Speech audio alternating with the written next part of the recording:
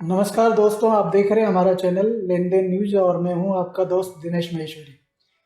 दोस्तों, जैसे कि आपकी डिमांड थी कि इस बार धनिया और सोयाबीन पे विशेष रिपोर्ट दी जाए, ये जानकारी देने के लिए आज हमारे साथ है कमोडिटी एक्सपर्ट मुकेश जी भाटिया।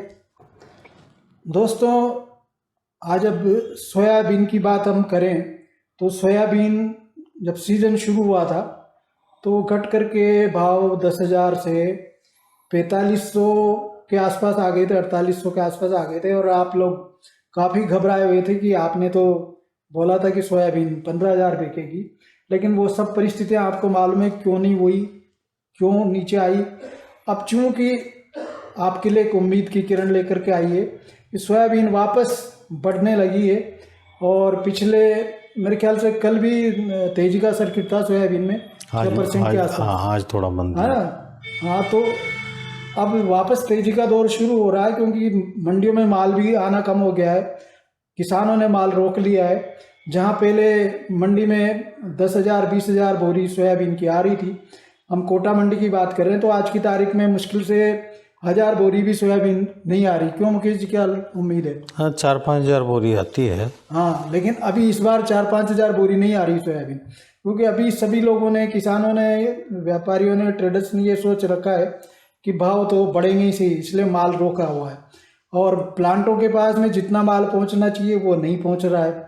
अब बात करें हम सरसों की, तो सरसों की बुआई के बाद ही कुछ पता लगेगा, लेकिन अभी फिलहाल स्थिति ये कि सरसों में भी तेजी की धारणा बनी हुई है।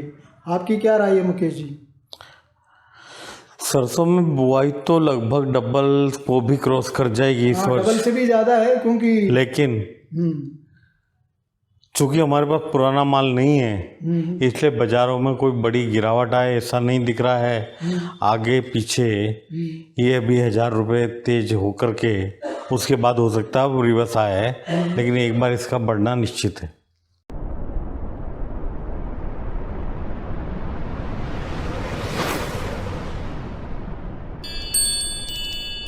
मित्रों नमस्कार,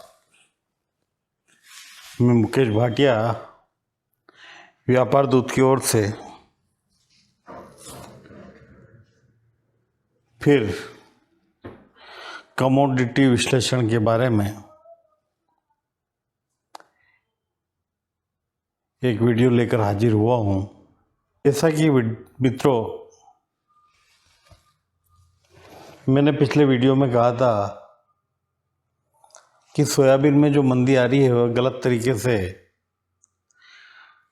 कुछ एजेंसियों द्वारा गलत आंकड़े पेश करके एवं कुछ व्यापारियों द्वारा मनोबल गिराकर एक खेल खेला जा रहा है कि किस तरह से किसान का माल सस्ते में लूट लिया जाए। आज से 2 माह पूर्व एक वीडियो बनाई थी, उसमें भी मैंने यही कहा था, और 1 माह पूर्व वीडियो बनाई उसमें मैंने ये कहा था कि आवक का प्रेशर ज़्यादा से ज़्यादा 15 नवंबर तक रहेगा। 15 नवंबर के बाद प्रेशर कम हो जाएगा तथा बाजार सने सने सुधरने चालू हो जाएंगे। मित्रों, आज 16 नवंबर है, तो 15 नवंबर तक जो आवकें थी अब आगे इतनी आवकें नहीं दिखेगी, क्योंकि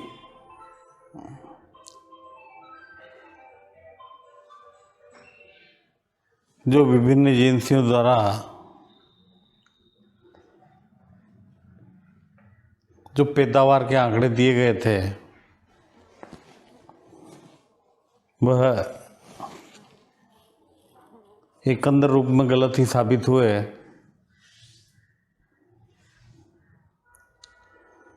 अब धीरे धीरे निराशा के बादल छट भी रहे हैं और बाजार वापस तेजी की ओर अग्रसर हुआ है। जो मेरा एक मुख्य आकलन था कि 15 नवंबर से लेकर के 15 दिसंबर के बीच में 1000 रुपये बढ़ेंगे, तो लगभग 13 नवंबर से ही बढ़ना चालू हो गए तथा जो माल 5500-5600 मंडियों में बिक रहे थे वो 6000 की रेंज में आ गए तथा जो माल 6000 की रेंज में मंडियों में बिक रहे थे वो माल 62 से 64 की रेंज में पहुंच चुके हैं तथा जो 55-56 माल बिक रहे थे वह माल जल्दी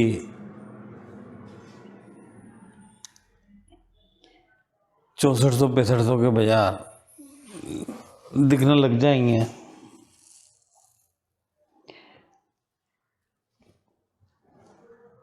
वहीं मेरे पास बारंबार सरसों के लिए भी फ़ोन आते हैं। तो मित्रों, नए माल की सरसों की बुआई तो ओवरऑल डबल है, लेकिन चूँकि हम लोगों के पास चालू वर्ष का माल मुश्किल से 10-12 लाख बोरी या 15 लाख बोरी मैक्सिमम बचा हुआ है, जो कि एक तरह से खपत लायक भी नहीं है, लेकिन ठीक है, टिलर में कई अल्टरनेट होते हैं, इसलिए काम चल जाए। लेकिन काम चलेगा भावों से, और लगभग 15 नवंबर से 15 दिसंबर के बीच में सरसों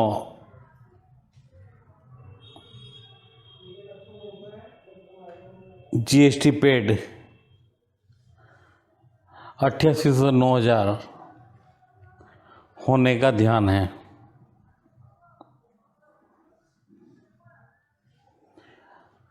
दशहरे से या यूँ कहो कि नवरात्रि से वह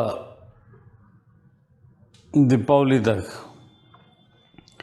सभी जिनसें एक बुरे दौर से गुजरी तथा जो ग्राहकी नवरात्रि, दशहरे या दीपावली में होनी चाहिए थी, वह ग्राहकी नहीं निकली। इस वजह से टारगेट अचीव होने में समय लग गया। लेकिन मैं पूर्व में भी कह चुका हूँ कि टारगेट आगे या पीछे,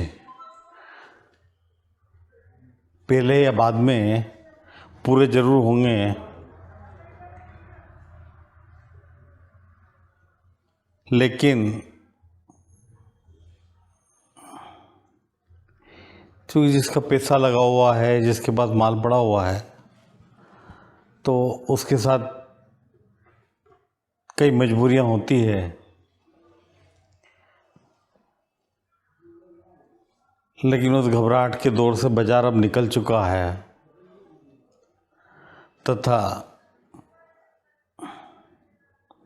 15 नवंबर से 15 दिसंबर के बीच में सरसों के लो, सोयाबीन के लो या अन्य जिनसे के लो ग्राहकी भी निकली है तथा दोबारा से मोरल भी लोगों का बूस्ट हुआ है। तो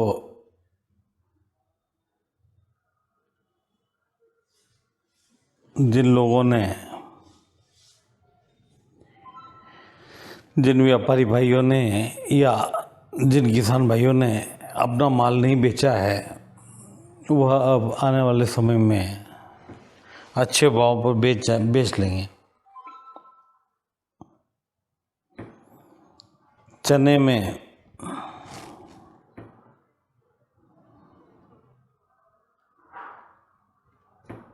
हम काफ़ी तेज़ी में थे। काफ़ी तेज़ी से मतलब है कि लगभग 6500 तक ऊपर में जाने का ध्यान था चना, लेकिन इंपोर्ट व अन्य विकल्पों ने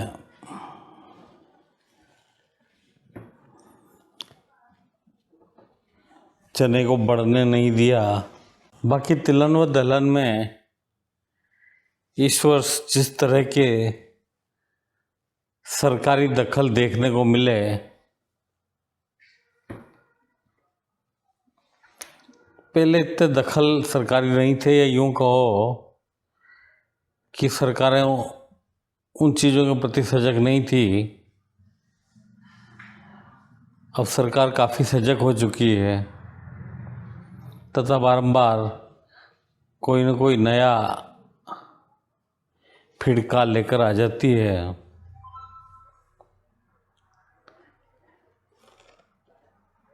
अभी 2 दिन पहले सेबी की मीटिंग हुई थी। हालांकि उन्होंने भी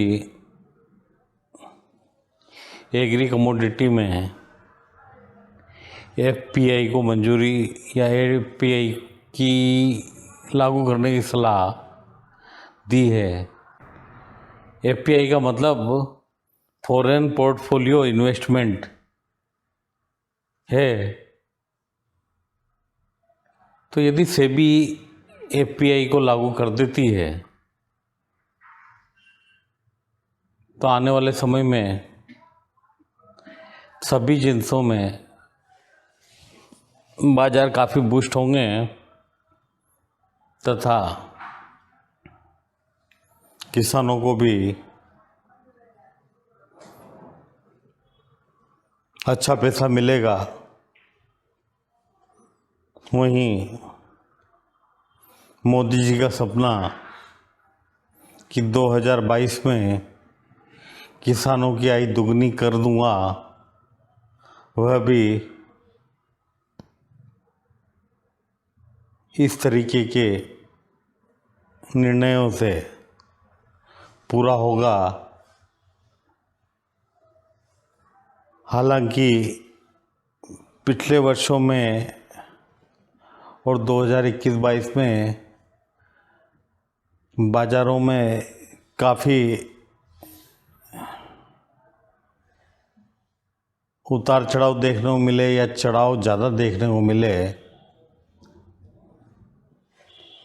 कि जिस तरह से पहले 40-50 रुपये सोयाबीन बिक जाए बहुत बड़ी बात कहलाती थी, या 35 से 45 सरसों बिक जाए बहुत बड़ी बात कहलाती थी।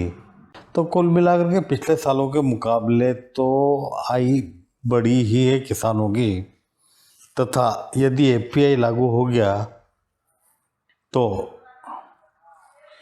किसानों की आय में अप्रत्याशित वृद्धि होने का अनुमान है।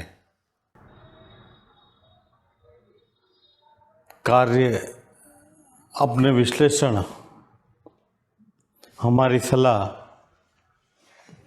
व व्यापारिक परिस्थितियों को देखते हुए निर्णय लें। धन्यवाद। तो दोस्तों, ये जानकारी आपको कैसी लगी? अगर आपको अच्छी लगी है तो हमारा वीडियो लाइक कीजिए, शेयर कीजिए, साथ ही हमारे चैनल लेन देन न्यूज़ को सब्सक्राइब कीजिए। मुकेश जी, आपका बहुत बहुत धन्यवाद। आपने बहुत ही अच्छी जानकारी हमारे दर्शकों को दी। दर्शकों, धन्यवाद।